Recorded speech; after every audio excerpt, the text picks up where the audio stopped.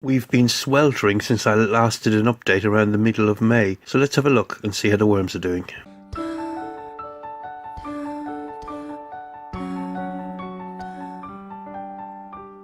Hello again. This is going to be a bit of a scrappy update. I'm aware I haven't put anything up since the middle of May, and I've actually lost footage which I recorded in June, so I don't know if I taped over stuff or recorded over stuff or taped. Welcome to 1975.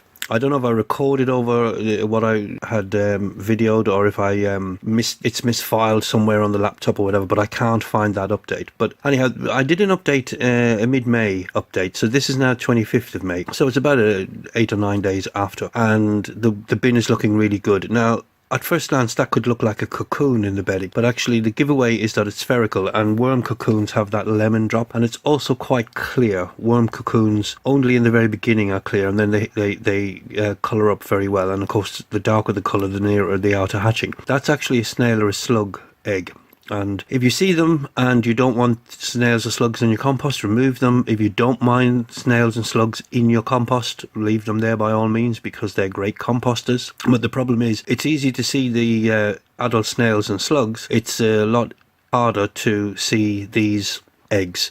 So if you take like a lump of a handful of your vermicompost to dress a pot or something like that, you could be inadvertently putting an awful lot of slug eggs onto the pot as well. So I'm going to give this a feed now, and as you can see, I ran this is a mix of everything, and it's all sorts of food scraps in there. There's carriage, in case you're wondering, is a cross between a carrot and cabbage. We've got cabbage, we've got carrot, and so on. You can see how wet that was, so I left it sitting on cardboard to dry out, and this is 24 hours later. It's still damp. Now, I said I ran it through a blender. It was a cheap blender because you can see it didn't do a good job on that carrot. I'm just going to put that feed down the middle.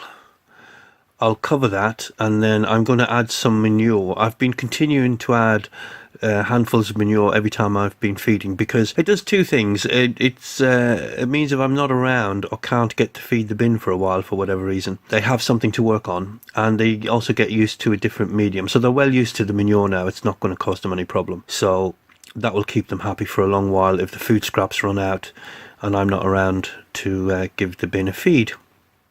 That's what it looked like on the 26th of May. And you can see the sump didn't look too bad either. There's a handful of worms down there, but not many.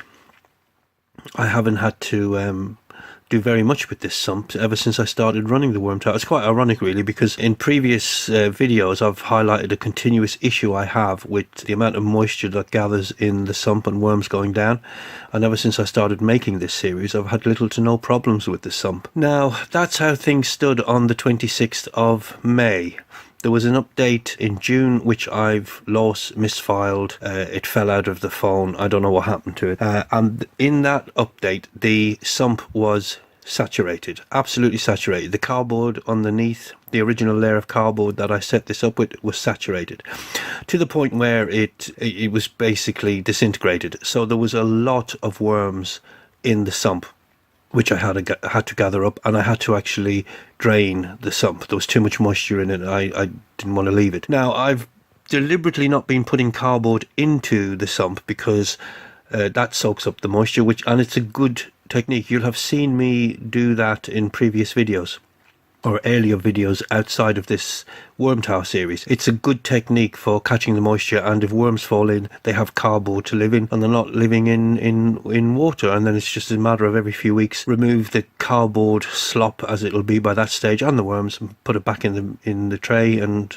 rinse and repeat, as they say. But I've been deliberately not doing that just because I want to see the moisture content directly in the sump. And in fact, ironically, since I've started making this series, the sump hasn't been bad at all, so no need for any modifications yet. But some of you guys have come up with some brilliant suggestions for modifications, which we'll have to have a look at in upcoming videos. Now, what I did was I rolled all of the vermicompost to one side, added a layer of dry cardboard, which you can see is just moist there now, so it's done a good job at absorbing the moisture and creating a barrier down to the sump. But it is cardboard, so if the worms get in there, they can live quite happily. And then once I had done one side, I rolled all of the vermicompost on top of that dry cardboard and put dry cardboard on the other side, and then just leveled it all out.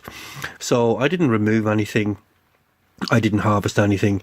I just rolled to one side, put cardboard in, rolled everything back on top of that cardboard, put cardboard on the empty side, rolled it all back and leveled it out. Now, I think the heat has affected this bin because I'm not seeing as many adults as I should be. I'm seeing a lot of young worms, baby worms, and they will be from the cocoons which we identified in the video at the beginning of May. So we're now the 10th of July, so a lot of those will have hatched. Now you can see again the sump, it's in quite good nick. There's not much moisture at all.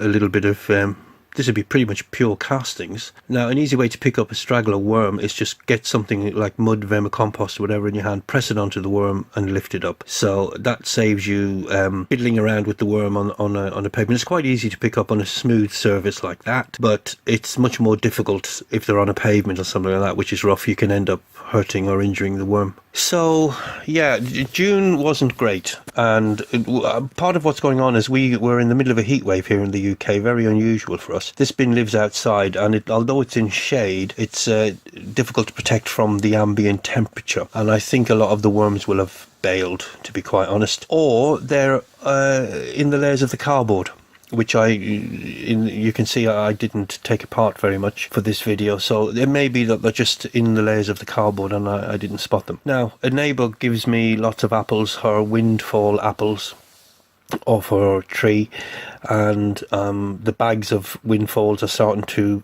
come in now.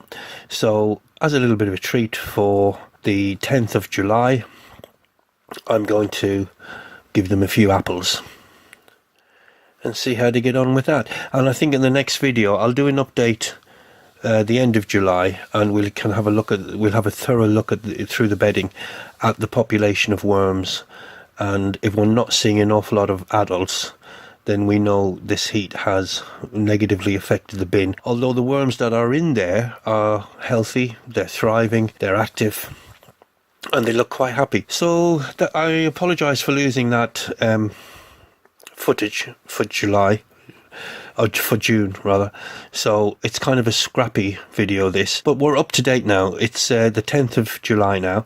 That's the cardboard I put on top of the bin just to keep it out of direct sunlight overhead, and that's a wheelbarrow I park in front, and that's at the back of the house, so it's in shade most of the day. That's it. I hope you enjoyed this scrappy update, and I'll post an update and we can have a closer look at the worms at the end of July. Thanks for watching. Bye for now.